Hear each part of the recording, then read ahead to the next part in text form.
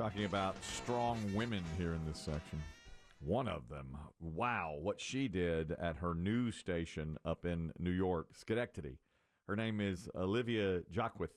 She went into labor during her morning newscast yesterday. She and the co-anchor were on the show. Her water broke at 4:15 a.m. They start at 4 a.m. and go until 8. And she stayed. She completed her shift? She completed the shift. That's psychotic. This can't be her first child. I don't believe it could be. I mean, based on what I have heard, I'm not a dad, but, the more experienced moms get, the more they know. Exactly. Well, and the way she's talking about it. Now, she is 90 minutes into the show before the co-anchor even realizes and breaks it on the air. Oh, by the way. What am I stepping in? This is not coffee. Did you spill your water? Here's the exchange. We do have some breaking news this morning. Literally. Yes. Olivia's water has broke. That's and right. she is anchoring the news now in active labor. Early labor. She's still here. She's been doing the entire show. This is her decision to do this. I'd rather be at work than at the hospital. After we're done with this show, you should probably go. Thank you, Oh, guys. yay, Olivia. I'll do my best. High which five, girl. means Whole maybe show. you Look at won't that. see me tomorrow. 3 hours of news. That's right. In contractions. I think that's a first for CBS 6. All right, well, hopefully I don't see you tomorrow, but make sure you join Julia. That's the end of the show. And they high-fived her on the way out the door. So two people. That's right. That's right. I mean, labor pains, from what I have seen, and again, only on television and movies, can be searing. Yeah. Well, she said, early labor, which means the She contractions. really downplayed. She did. And the contractions probably. Were they timing her on set? I would guess. What are they? Probably 10 minutes apart at that point, early. And I think you're right. It's got to be her second or third child. So she knows I do long labors and I know what this feels like. Still, you'd think once your water breaks, I was always told when the water breaks, get to the hospital. It's time. You're in labor at that point. Obviously, she was. She goes, I'd rather be working. What am I going to sit in the hospital? I'm glad Biggie's here to hear this. Oh, there's one man who will celebrate this. Are you saying she did not call an ambulance? That's right. She didn't call an ambulance. She did not call somebody to give That's correct. her a ride to the hospital. She just drove herself. She didn't call her husband. Yeah, she drove herself. And she worked the entire shift. I know a guy who needs to hear this. Well, I hate to hearken back to it, but a few years ago, Biggie had a cyst in his backside, and it was giving him problems, and it was the size of a volleyball. And with 20 minutes left in this program, as Biggie was laying on a bench, sweating. Unable to sit. He's laying face down on a bench. We positioned a microphone next to his lips.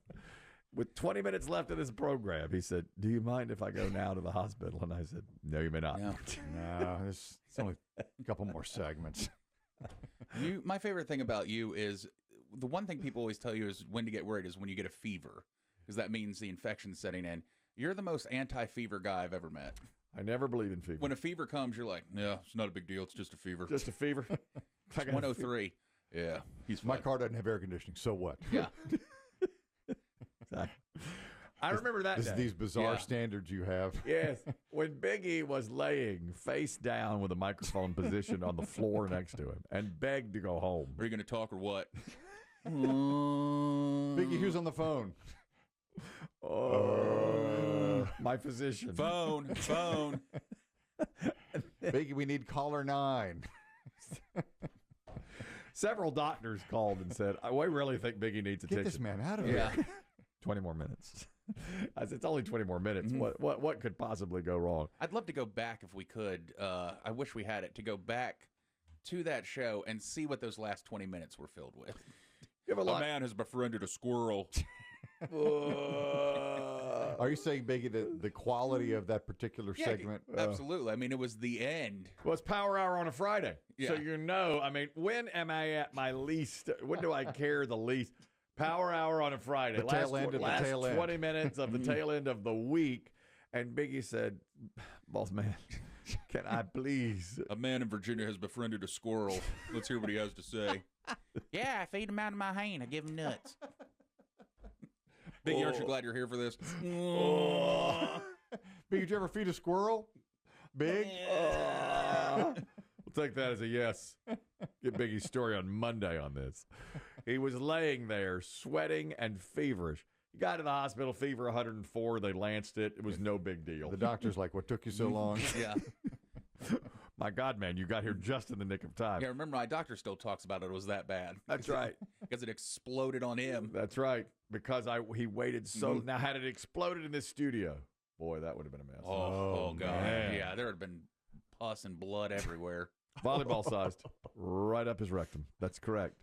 The other, now, you have a lot in common with that woman, that strong woman, because you stayed the entire shift, and she stayed the entire shift. She wanted to, you didn't. Is her baby the size of a volleyball?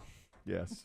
Her baby was born the size of Biggie's Do we know any volleyball. details yet about No, they haven't said the yet. child? I bet they break the news today. That was yesterday on their air in Schenectady, New York. I have a lot in common with another very strong broadcaster. Her name is Deborah Norville. She stepped down. You? I do. Well, I only learned it last night that I have a lot in common with her. Deborah Norville has been hosting Inside Edition, and I was surprised by this number, 30 years. She started in March of 95. Great run, comes to an end last night. She's stepping down. She's 66, by the way, and looks fantastic. She's still got it. Deborah Norville graduated. Now, I don't have this in common with her. She graduated summa cum laude from the University of Georgia with a 4.0 grade point average in 3 years. Now, that is not where... My Lord. That's not Right? No. Deborah and I do not have that in common, okay? And she wasn't just a, she didn't just study the whole time. She was in the Delta Delta Delta sorority. They're always the hottest. That's right. So she's in the hottest sorority. She's summa cum laude. She got a 4.0, and she graduates not in 4 years, but in 3 years. She's also a former guest on this program and was delightful. One of the most gracious ever. She was really great. She was at that time promoting Inside Edition. At one point, she was on the Today Show. Chris Demm has always fought for her because she followed the great Jane Pauley, and Jane Pauley was let go, and when Deborah Norville replaced her, it was like no one could replace her. It was a clunky transition. I think both would agree. NBC is the king of clunky transitions. You're right. That's a good point. Every show. with the Today Show, they've done it since. Many times. Tonight Show. Look at Ann Curry. I know. When she left. Terrible.